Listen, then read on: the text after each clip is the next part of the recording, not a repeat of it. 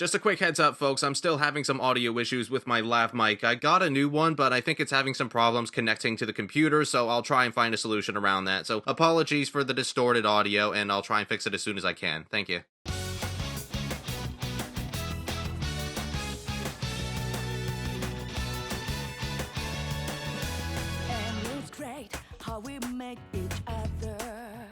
We're now heading into very deep waters here, folks. This is Persona Q Shadow of the Labyrinth, released in 2014 for the 3DS. Moving on to a Nintendo console this time. It makes sense as to why, but it's still strange to see. The cast of Persona 3 and 4 have banded together to fight shadows and stop whatever's threatening them and their world. But unlike the arena titles, this isn't a basic fighting game. Persona Q is a turn-based RPG with similar battle mechanics to the main Persona games, but also with a little bit of a twist. This technically isn't the first time SEES and the investigation team joined forces, as the arena games did have them meet the year prior, but nothing was ever done to this scale before within the Persona series. Shadow of the Labyrinth is not only a crossover title between Persona 3 and 4, but also with another franchise by Atlus, Etrian Odyssey, which Persona Q borrows a few gameplay elements such as first-person dungeon crawling, a similar combat system, and drawing your own map. I'll get more into those later. I've never played any of the Etrian Odyssey games for myself, so I'm afraid I can't compare them to Persona Q. Normally, these kinds of dungeon crawlers aren't really my thing personally, but adding a Persona spin to the formula certainly caught my attention. Persona Q was also in development alongside Persona 4 Dancing All Night and Persona 5, so Atlus had a lot of work cut out for them. But how did they do with the crossover title? Well, let's talk about what you've most likely immediately noticed, the new art style. Because of the 3DS's limited capabilities, the characters were redesigned to have more of a cutesy look known as chibi or super deformed, which is where the Q part of Persona Q comes in, as it's another way of saying chibi. I'll admit I did a double take when I first saw these redesigns, but given how Persona games tend to have both a lighthearted and dark tone, I don't think the new art style is that stark in contrast. And yes, they all look really damn adorable. Even Yukari, for as much as I hate her character. My personal favorites are Aigis and Nanako, I can't get enough of them. This makes the cutscenes more visually pleasing compared to the arena games on top of this, as Persona Q uses 3D models instead of 2D portraits, allowing the use of body language accompanied by plenty of facial expressions. The story for Persona Q can be told from either the perspectives of SEES or the investigation team. It's the same exact plot, you just get different cutscenes and dialogue exchanges here and there based on which group you've chosen. I'm impressed how many exclusive cutscenes there are between the two campaigns, and I also like how the leader of the opposite team can speak full sentences, but the leader you control is still silent. That was a cute touch. I decided to go with the investigation team first, and only got as far as the second dungeon with SEES, where the two parties finally battle shadows together. There was only so much I could take in this game, I'll explain why in a bit. If you do finish the game on both sides, however, there's an extra boss fight you can tackle with Margaret, Theo, and Elizabeth all at the same time. While I've yet to experience this fight for myself, it looks utterly terrifying seeing them do an all-out attack as they run towards you in first person. On the Persona 3 side, SEES are in the middle of exploring Tartarus, but are suddenly transported inside the Velvet Room elevator, where it starts moving at an alarming rate, until it eventually stops at the Yasogami High Culture Festival. On the Persona 4 side, the gang just head straight to the festival and find themselves trapped after hearing a strange bell. The bell seems to have come from this mysterious clock tower that no one recognizes, including the investigation team who study at Yasogami High. After the clock tower bell rang, it appears that the school has been transformed into some kind of alternate version of it, and the Velvet Room's been warped too, as well as holding two locked doors leading to different time periods, one for SEES and one for the investigation team. Below this alternate school also holds a labyrinth where they find two new characters named Zen and Rei, who claim to be students of the school, but have somehow lost their memories. Zen is basically like an overprotective boyfriend to Rei despite not understanding how emotions work, while Rei usually relies on Zen to back her up and gets easily scared, but she eats a lot of food and provides support abilities, so that makes up for it. There's a heavy amount of romantic tension between the two as well, even though neither of them want to make the first move. It's a cute relationship and all, but things get pretty mushy by the end of the game, to the point I have sort of a sickly feeling. I won't say what it is, but you'll know when you see it. Anyway, moving on from that, with pretty much no other solutions to getting out or discovering how everybody got into the alternate school, SEES, the investigation team, and Zen and Rei all work together to trudge through the labyrinth and hopefully find some answers. This is about 80% of the story. From here onwards, there's very little actual plot in Persona Q until the final dungeon. The two doors in the Velvet Room have 4 different locks, all of which are unlocked at the end of the 4 labyrinths you have to explore that also contain a piece of Zen and Rei's memories, which Rei strangely gets more and more worried about as they're being collected. These 4 labyrinths are You in Wonderland, Clan, the Group Date Cafe, the Evil Spirit Club, and lastly the Inaba Pride exhibit. Then, once those are cleared, you have one more challenge of reaching the top of the clock tower before everyone can go home. This is all you have in terms of story for most of the game. Sure, you get some cutscenes now and again where we see the characters interact with each other, but the vast majority of them are simply played for laughs, which is not a bad thing, but I maybe would have liked to see the relationships between the two teams grow a little more. The only one I can remember where there was any sort of deep connection was where Kanji and Ken are knitting together and talking about their problems, like Kanji's appearance being deceiving or Ken losing his mom. There is, however, a really good plot twist after completing the 4 dungeons that I dare not spoil, but I didn't see it coming at all, and it made me approach the story from a new angle. It's just a pity I had to wait so long for the story to get any more interesting. Bear in mind that this happens around the 40-hour mark, so yeah, I think this could have happened a bit sooner if you ask me. The humorous conversations can only quench my thirst for so long, and even then the jokes are rather hit and miss. Characters have all been boiled down to their most basic traits in Persona Q, so that means a lot of the jokes are going to be centered around those traits. For example, there's Chie's love of meat and kung fu, so most of the jokes for her are going to be kung fu and meat based. Or there's Akihiko's obsession with training and protein, so that means the jokes for him mostly consist of putting protein powder on everything when it's not needed. These kinds of jokes only work up to a point, at least not without a little variety. If you take Rei's addiction to food as another example, this works because she consistently mixes up different gags based on food and adding new wordplay, particularly when she confuses what someone's saying for extraordinary types of food, and the actress needs to say this whole sentence really quickly and in a single breath. Men and women herded together, gulp each other's tarts and a roast turkey a la carte?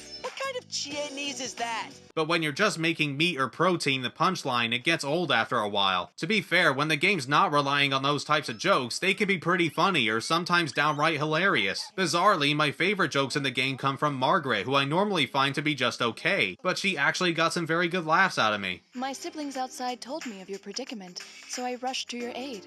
These people here who wait upon me are my servants. We're not your servants. It was a jest.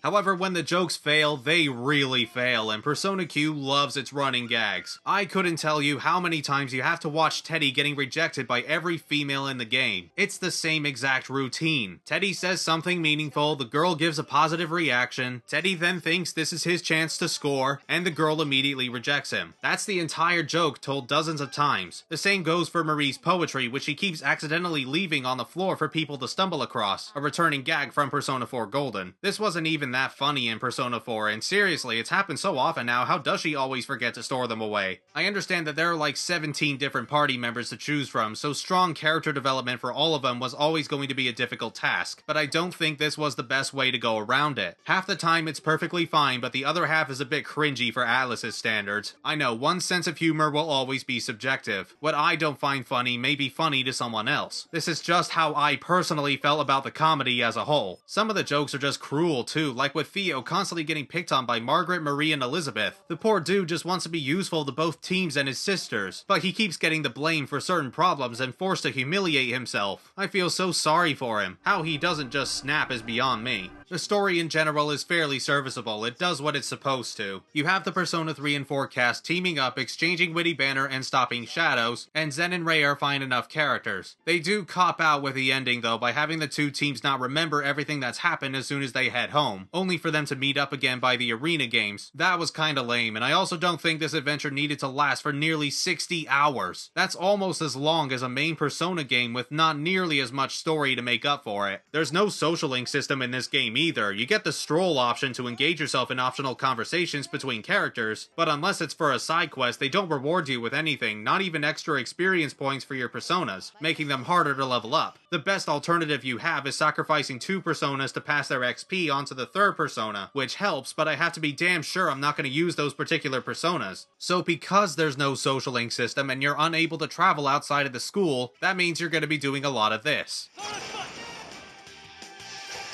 And this. And occasionally this.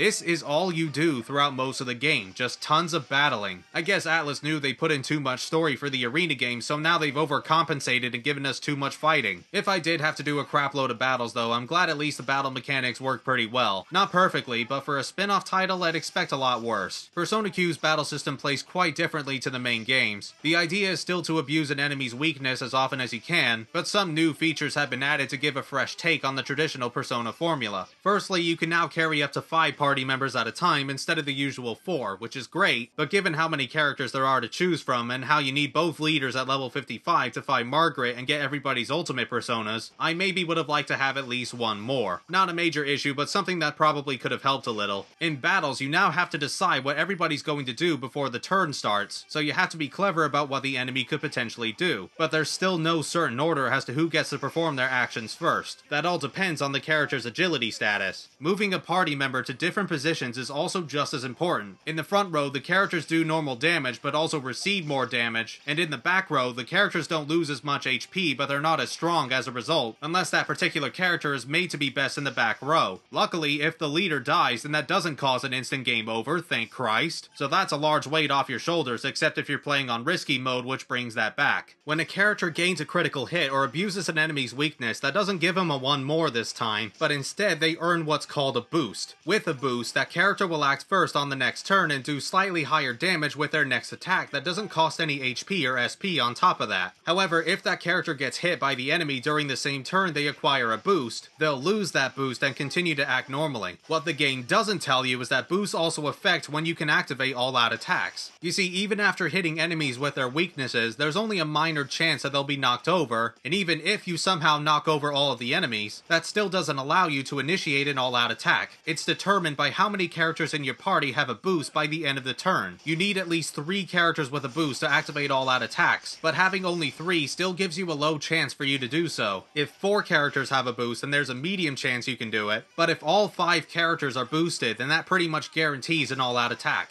As well as that, the leaders don't have the ability to swap between several different personas anymore, due to the nature of this world or something like that. But this does introduce the new sub-persona feature. No longer applying to just the leaders, every character can attach 1 extra persona to their main personas, carrying over added health, SP, and skills, which you can tell by looking at the slightly brighter colors on the bars that also refill by the next battle. Sub-personas are practically essential to getting through Persona Q, because you'll discover that using skills can be very detrimental, and while you have plenty of health, you barely have any SP to scrape by. It's best to stick with performing elemental physical attacks that consume HP, and if you happen to get a boost while doing so, use that opportunity to keep spamming magic until that boost is gone. Perhaps you could also use this opportunity to try using the new bind abilities that prevent enemies from performing certain attacks and waste their turn. They can be difficult to land, but they'll save your life if you do. Or, and I know I'm not the only person to do this, have Naoto in your party and abuse her light and darkness attacks that have a chance of instantly killing enemies. Level her up enough to give you better versions of those spells that cover multiple enemies and have higher chances of working, and attach a sub-persona with enough SP to refill after every battle so that she'll never run out. Yeah, Naoto's pretty damn broken in this game, except for the few enemies that nullify light or darkness attacks, so that's just a small inconvenience. You can always not use her, but some of these battles go on for way longer than necessary. These new rules you have to abide by can often make the fight drag on because you can't easily activate all-out attacks anymore, or the enemies will have far too much health and give you too measly an amount of experience points to be worth it. If things don't work to your favor though, you can always swap party members anytime you're not in the Labyrinth, and can even switch navigators between Rise and Fuka, who both provide exclusive abilities either during battle or while you're exploring, such as added buffs or allowing someone to act first in a turn. The battle skills require up to 5 affinity points on the right side of the top screen, which fills up every time you hit an enemy. Every character has their own skills, strengths, and weaknesses, but I don't recommend swapping too often, because backup party members do not level up alongside your active party members, which I for one do not comprehend. You have this many characters and you're telling me there's always going to be some of them that are too low level to even be remotely useful? What the hell kind of sense does that make? So experimentation is basically out of the question until they're at a reasonable enough level. The only way you can level up backup members more easily is by either completing requests from Elizabeth, or purchasing growth accessories from Theo's shop so that they get some experience without battling, but not the full amount. Quick tip, don't pay attention to the description for these accessories. It implies that these can affect both characters that are in or out of the party, so naturally I thought I'd be earning extra XP for my current party, and I spent almost the entire game with these accessories on, but no, it actually only applies to the backup members. I feel like they could have been more clear on that, especially since Persona Q can be really damn hard. The enemies do so much damage, and the tougher ones may even get to act twice before the end of the turn. What the shit? Are you just ignoring your own rules now? You can somewhat mitigate this by purchasing better gear, but that comes with its own set of problems. Money can only be earned by selling materials gathered from enemies, or from these power spots you'll find in the labyrinths that hold exclusive materials, but may have a chance of spawning a group of enemies. Certain materials allow Theo to create new stuff. However, most of the equipment you can buy is very expensive, so it's not recommended to purchase everything that's currently available. It doesn't take too long for new options to arrive in the store anyway, so it's better to just wait a little while until the numbers are a bit more significant. Although your inventory space is very limited in the first place and will fill up quite quickly late in the game, so that's another damn thing you have to keep track of. The items you absolutely need though are go-homes, as they instantly warp you out of the dungeons. If you don't have any go-homes and find yourself at the Reaper's door, then you've got no choice but to climb a lot of stairs and avoid many battles before you reach the entrance. And even so, you'll still have to pay a fee for Elizabeth to heal you. And these floors get utterly gigantic in Persona Q. Some of them can even take 3 to 4 hours to finish. To give you a visual summary, here's a map from one of the floors in You in Wonderland, and here's one of the latter floors from the Inaba Pride exhibit. Holy hell. But you know what, aside from some of these issues I have with Persona Q, my biggest complaint would have to be the dungeons themselves. Not because exploring is done in first person and in a grid-like manner, but it's the little design quirks that really aggravate me. Enemies are no longer seen outside of battle, so encounters are completely random. Nothing uncommon for RPGs, and Persona Q does provide an indicator letting you know how close you are to engaging in battle, which I appreciate. However, there's also the matter of having to draw out your own map on the bottom screen, harkening back to the days of gaming before the internet, where you had to create a map yourself to know where you were going. It's a nifty idea, and there are plenty of customizable options to choose from to make an elaborate map, like different colors and icons to emphasize certain areas. There's also an option to automatically draw the walls if you don't feel like doing it by hand, but the whole process of drawing your own map is kind of an unnecessary concept. It's harmless at least, and admittedly the feeling of building a complete map is pretty satisfying, and you do get rewards in the form of special chests for exploring every square inch of that floor. But you can always use play coins to open it if you don't want to do that. It's pricey, sure, but that sort of ruins the entire purpose of dungeon exploration, doesn't it? Some of the maps you can't even complete without going to the next floor and finding another flight of stairs, which is rather irritating. To be clear, I don't mind drawing my own map, and I'm sure those who grew up in the early years of gaming may feel nostalgic doing this, but I simply didn't see the reason for it. It does make tackling Elizabeth's new requests a bit easier to do if you draw a detailed enough map, but that's about it. Map drawing is the least of your problems though with these dungeons. With the exception of You in Wonderland and maybe the Group Day Cafe, each of them have their own ways of annoying you or utterly enraging you. The labyrinths have a set amount of floors to explore, with the final one holding the boss, and every floor provides their own set of challenges. These can range from different traps the game loves to throw at you, certain puzzles and obstacles you have to face, or those godforsaken FOEs. These guys take a lot of punishment and will deal a lot of punishment, so you're heavily encouraged to avoid them. It's not uncommon for them to trap you either, forcing you to leave the dungeon and try again. That gets really damn vexing. If, or most likely when, you accidentally trigger a battle with them, sometimes your party can escape the fight without a hitch, but other times they just flat out refuse to move and waste all of your efforts, as there's a high chance that'll cause you a game over. Yeah, we're once again restarting at the last save point, though to be fair, you are able to save your map data if you lose, so that helps negate the problem a little bit, but you'll still lose all of the experience points you acquired, and you'll still need to rewatch the cutscenes, solve any puzzles, and open any treasure chests again. Not all of the FOEs are a pain in the ass to avoid, but then there are cases like the Evil Spirit Club's final floor where the whole gimmick is to run away from a monstrous FOE and have to trap it between beams of light. However, this particular FOE, unlike the others, can skip through 2 squares of the map, when you can only do 1 at a time, so you have no choice but to get caught and pray that you manage to escape. If you're prepared and persistent enough, it is possible to kill it and make the rest of the floor a total breeze. It just means you can never go back and restock until you've searched everywhere. everywhere. These sweaty FOEs in the Inaba Pride exhibit are also a nightmare to deal with, because their movement patterns can often be unpredictable, and my god do these guys hurt! I've had so many close calls in this place I'm fairly sure my heart stopped for a short while. The card soldiers and You in Wonderland are not surprisingly the easiest FOEs in the game, both in terms of avoiding them and actually fighting them. You in Wonderland in general is a basic enough dungeon and one of the better ones in Persona Q. It does its job to ease you into the game and its new mechanics, and it's not too hard to the point of breaking your 3DS in half. The group date cafe was alright as well, but the size of each floor was a substantial increase, and these conveyor belts and spike traps were quite annoying to go around. Doesn't help that you need to step over them to fill the map 100%. It's worth it though to find out who your destined partner is, which actually changes based on the answers you provide to these randomized questions. The Evil Spirit Club is where the dungeons start getting really obnoxious. Not so much with the first 2 floors, those weren't that bad, but the last 2 floors in the hospital were some of the worst I played in a Persona game. I already mentioned the FOE that constantly chases you, but the puzzles were absolutely atrocious in these parts. This section where you had to guide Rei in the dark to find key cards went on for far too long, and this complicated algebra puzzle gives you next to no hints to help you solve it. I had to look this one up, I'm not a mathematician. Screw the Evil Spirit Club. The Inaba Pride exhibit wasn't much better, partly because of the aggravating FOEs, and partly because you have to carry this torch so that you can light these holy flames in order for the torch you're holding to stay lit. Your torch is needed to go through these specific doors as well as scaring away or attracting the FOEs to your advantage, but the fire will go out after taking a certain amount of steps, so you have to really think about how to maneuver around the dungeon. A lot of people utterly despise the Inaba Pride exhibit because of these torch puzzles, but it's not the puzzles themselves that drive me up the wall, it's the random encounters that I swear drastically increases in this place. I keep trying to solve a puzzle, struggling to figure out what to do, but every time I move around to think of a solution, I'm continuously interrupted by battles, and after a while I just can't be bothered. Not to mention there are a couple of puzzles that can only be solved by manipulating the FOE's movements in very precise ways. Like you have to stand on the exact spot for them to go where you want them to go. That was just terrible. The last dungeon in the clock tower was way better than the previous 2, and the first 6 floors are nice and short, though trying to avoid the Reaper FOEs could be very arduous. And I hated these rooms in the final few floors with web traps everywhere. You have to step on extremely specific web traps to move this spider FOE towards you and away from the door, but the door is usually blocked by spider webs as well, and each time you escape an FOE in battle, you're automatically placed in the last square of the map you were standing on. There's no way to know which spider webs to stand on without a shit ton of trial and error, or looking up a guide, which is what I had to do. These rooms are few, but each of them sucks so hard and ruin an otherwise perfectly okay dungeon. So basically, I enjoy the first half of the game, and I enjoy elements of the second half, but the dungeons make it hard for me to truly enjoy it. I like the new battle system, even if it's not quite as good as the main Persona games. Finally being able to kill an FOE that gave you so much crap beforehand is beyond pleasurable, and the bosses are alright but nothing amazing. I do love the priest in the group date cafe though, he's one of my favorites.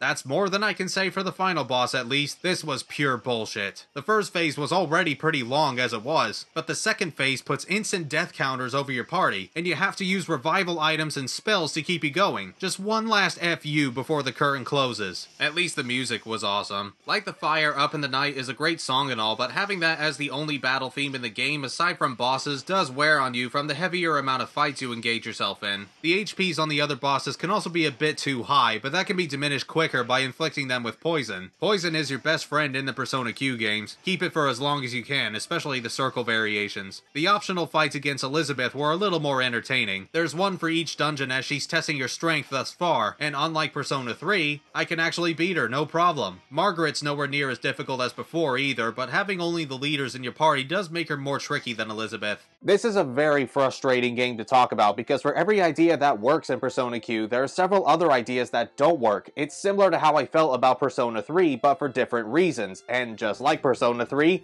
I somehow can't bring myself to call this a bad game. I don't know what it is, but something about Persona Q still draws me in. I get so angry at some of the awful design decisions, but I can't possibly hate the game for it. Persona Q tries so hard to get you to like it with its charming characters, bouncy music, and zany antics that I can't help but admire its efforts. Aside from the latter dungeons, however, its biggest downfall is the sheer repetition to the point of feeling like it never freaking ends. A lot of the game's issues would be fixed in the sequel, but if you want a ball-busting disgustingly brutal RPG starring your favorite characters from Persona 3 and 4, this one's worth checking out. I will say though that this and Persona Q2 are definitely games made for Persona fans. I can't imagine how newbies to the series would feel about being thrown in with so many characters all at once. You get very brief descriptions for each of them, but that's about it. It's a pretty big ask to have played 2 very long RPGs beforehand on 2 different systems, but it's how you'll get the most enjoyment out of Persona Q. Whew, man, that was a doozy.